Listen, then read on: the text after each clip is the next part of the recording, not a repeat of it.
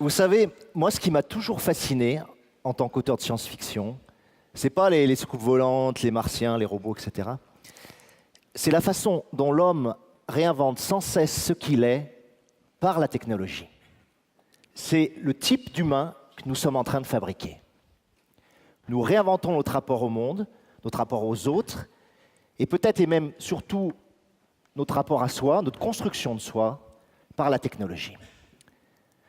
Alors il y a une jouissance là-dedans évidente. Il y a comme une dilatation de nos égos offerte par ces technologies familières, quotidiennes, qu'on pratique tous, typiquement le smartphone, une extension bourgeonnante de petits dispositifs tactiles et bienveillants autour de nous, qui nous assistent, qui nous prolongent, et qui font de nous de jeunes dieux agiles auxquels, vous voyez, le fantôme digital du monde répondrait.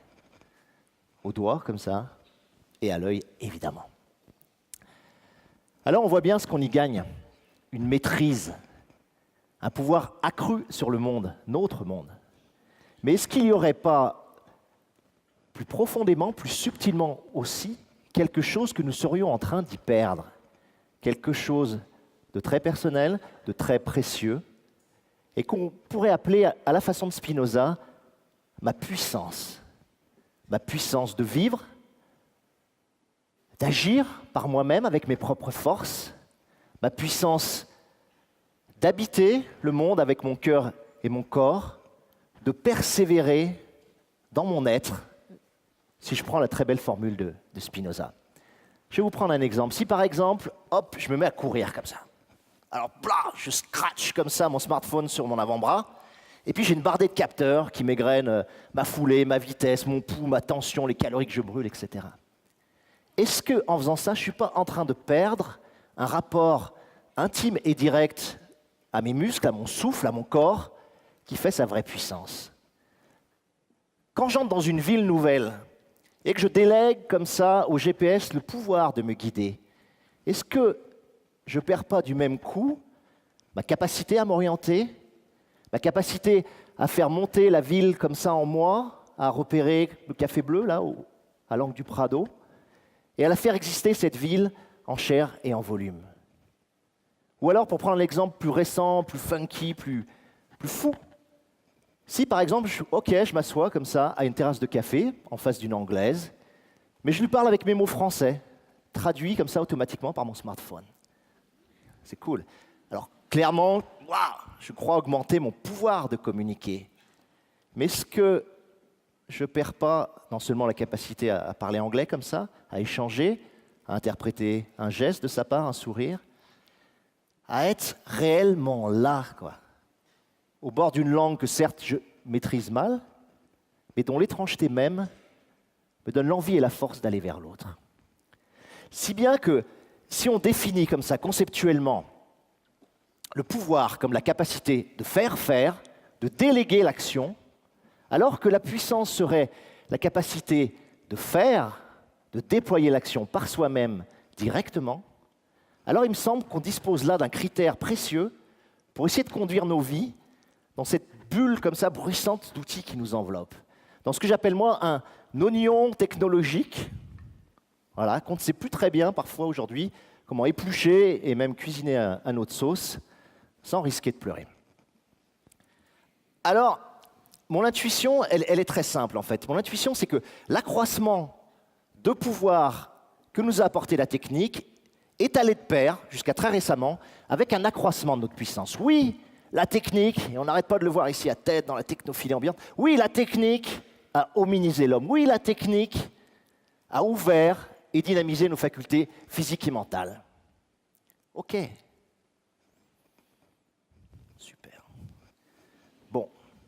Mais, à mon sens, il y aurait aujourd'hui comme un croisement comme ça des courbes où l'accumulation massive des technologies qu'on nous propose se payerait comme une ombre portée, comme ça, d'une diminution de notre puissance et même d'une forme latente et grave de dévitalisation. Alors, pourquoi ça? Et comment, surtout, on en est arrivé là? Alors, à mon avis, il y a comme ça 3 grands moteurs affectifs de notre pulsion technophile, cette pulsion qui nous attire mais qui nous ronge aussi. Le premier de ces moteurs, c'est que la technologie vient outiller nos paresses. Elle vient faciliter nos vies, les fluidifier. Elle épouse en nous la loi du moindre effort.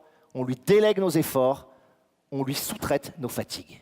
Exactement comme on a externalisé nos capacités physiques dans la voiture ou dans l'escalator, le tapis roulant, etc., on est en train, depuis une vingtaine d'années, d'externaliser nos capacités cognitives dans la machine. Par exemple, notre mémoire dans les moteurs de recherche. Par exemple, nos capacités d'orientation dans le GPS. Par exemple, notre aptitude à hiérarchiser les tâches ou l'information dans nos applis de planning, etc., etc. Vous connaissez tout ça, c'est notre quotidien.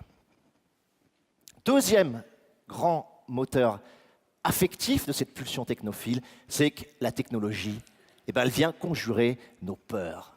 Elle vient nous rassurer. Et elle vient d'abord conjurer la peur suprême, celle de la solitude et de l'abandon, en nous reliant comme ça, fil à fil, un cocon continu, comme ça, communicant. Le réseau, ouah. Le portable, ouais. Plus jamais seul. Plus jamais seul. Pour moi, la technologie, elle est comme une eau, comme ça. C'est une eau. C'est une eau qui s'infiltre dans tous les interstices, dans tous les blancs, dans tous les doutes, dans tous les temps morts angoissés de nos vies, pour les combler. Ce qu'on lui demande, c'est de pouvoir contrôler notre environnement. Le contrôler. Faire que tout bouge, certes, oui, mais sans que rien n'arrive. Et puis, troisième grand moteur, peut-être le plus important, le plus métaphysique de tous, c'est que la technologie nous donne l'espoir, et on l'a vu derrière là, de dépasser notre finitude. Elle est le bras armé de notre pensée magique, de notre antique désir d'être Dieu, l'arme fatale destinée à subvertir les cadres ontologiques de l'existence incarnée. Bon, ça tape ça, hein. Ça, c'est les écrivains, on s'éclate, on fait des trucs comme ça. Alors, ça veut dire quoi, cette superbe phrase? Ça veut dire que, il y a très longtemps, la technique, on lui a demandé quoi? On lui a demandé de nous protéger du froid, du chaud, des intempéries, des animaux sauvages. On lui a demandé de supprimer la douleur, la souffrance. On lui a demandé d'agir à distance, d'avoir le don d'ubiquité. Et aujourd'hui, on lui demande de nous empêcher de vieillir. Et attention, plus funky, plus ultime, de nous libérer de la mort. Alors là, moi, je me marre. Je me marre, mais je me marre pas très longtemps, parce qu'il y a beaucoup d'enjeux et beaucoup d'argent derrière cette religiosité sordide, sinon morbide, qu'on appelle le transhumanisme. Mais bon Dieu, de quoi le transhumanisme?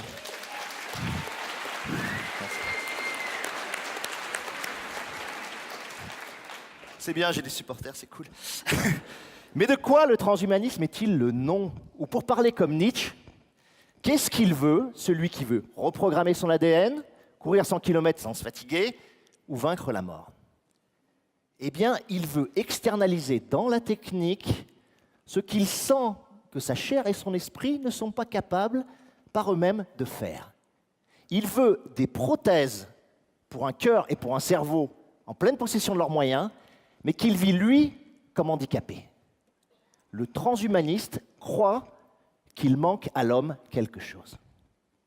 Eh bien, moi, je vais vous dire, j'ai la tranquille et furieuse conviction que l'être humain a en lui absolument tout ce dont il a besoin pour une vie riche, intense et féconde.